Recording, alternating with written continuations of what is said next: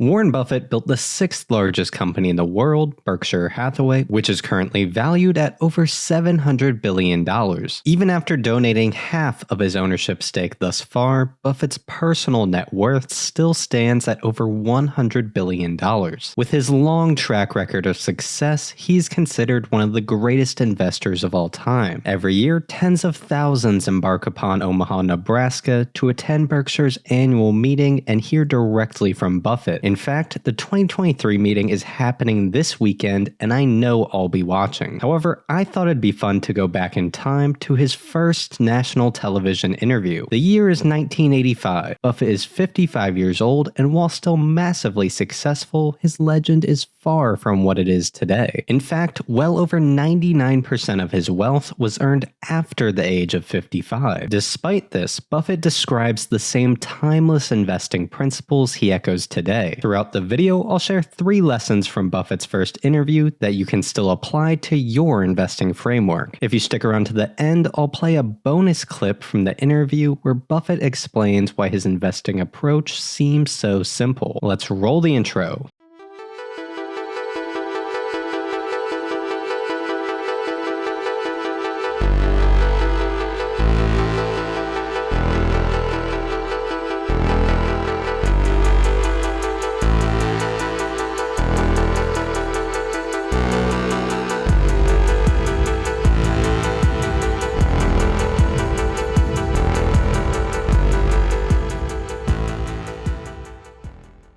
My name is Zach, this is Dividend Data, and you should leave a like and subscribe if you enjoyed the video. Let's dive into the interview. Warren, what do you consider the most important quality for an investment manager?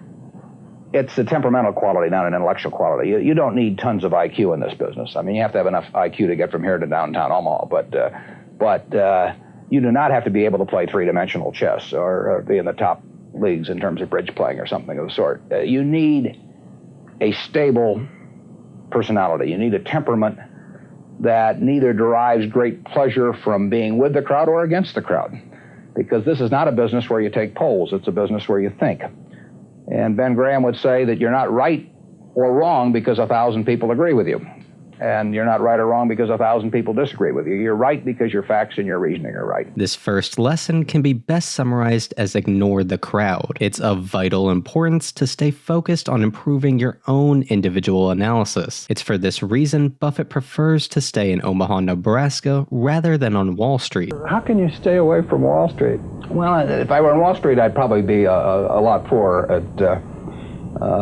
You get overstimulated in Wall Street. And you hear lots of things, and you may shorten your focus, and a short focus is not conducive to long profits. And here I can just focus on what businesses are worth. Well, and the less static there is in that intellectual process, really the better off you are. What is the intellectual process? The intellectual process is defining your level, defining your area of competence in valuing businesses, and then within that area of competence, finding whatever sells at the cheapest price in relation to value. And there are all kinds of things I'm not competent to value.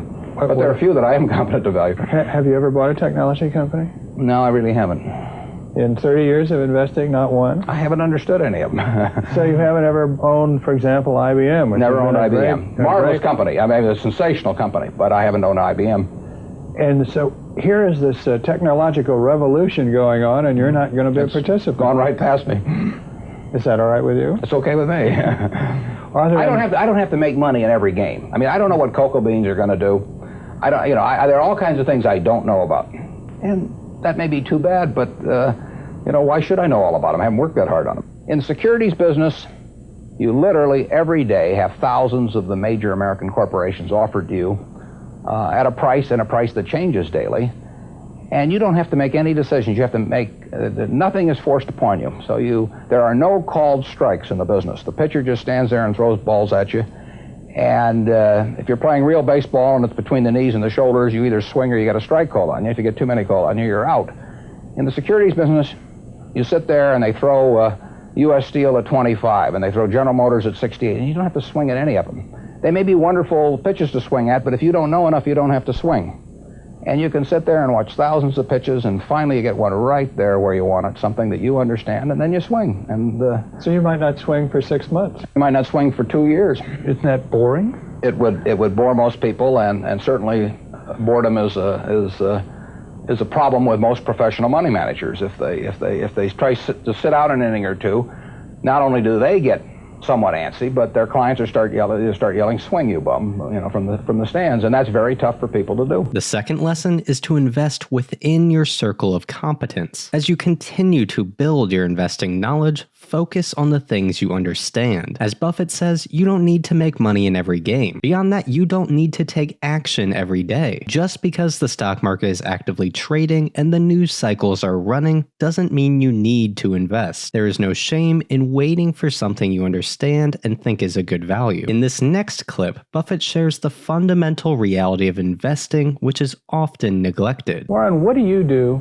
that's different than 90% of the money managers who are in the market?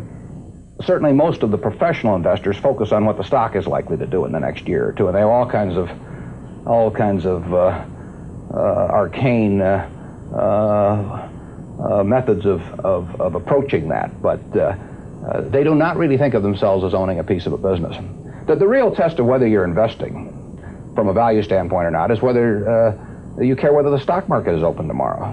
If you're making a good investment in a security, it shouldn't bother you if they close down the stock market for 5 years. All the ticker tells me is the price. Yeah. And I can look at the price occasionally to see whether the price is outlandishly cheap or outlandishly high. But prices don't tell me anything about a business.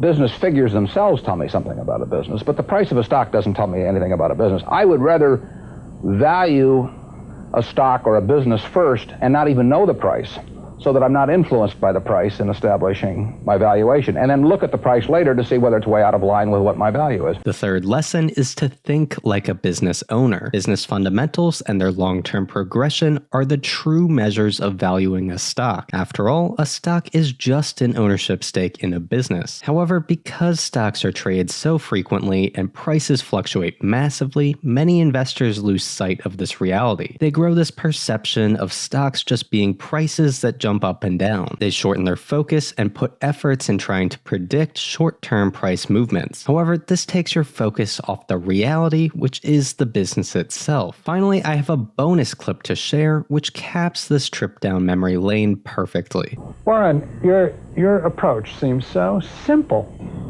Why doesn't everybody do it? Well, I think partly because it is so simple. That the academics, for example, focus on all kinds of variables. Partly because by academics, you mean professors of right, finance? Yeah, the data is there. In business school? Sure, and the data's there. So they focus on whether if you buy stocks on Tuesday and sell them on Friday, you're better off, or if you buy them in election years and sell them in other years, you're better off, or if you buy small companies. There are all these variables because the data are there, and they've learned how to manipulate data. And as a friend of mine says, to a man with a hammer, everything looks like a nail. And once you have these skills, you just are dying to utilize them in some way, but they aren't important. If I were being asked to participate in a business opportunity, would it make any difference to me whether I bought it on a Tuesday or a Saturday or an election year or something? It's not what a businessman thinks about in buying businesses. So why think about it when buying stocks? Because stocks are just pieces of businesses. I hope you found value in this old Warren Buffett interview. After rewatching this a few days back, I knew that I needed to share some of it with my audience. Make sure to subscribe to the channel and check out all my other Warren Buffett videos. Enjoy the 2023 annual meeting.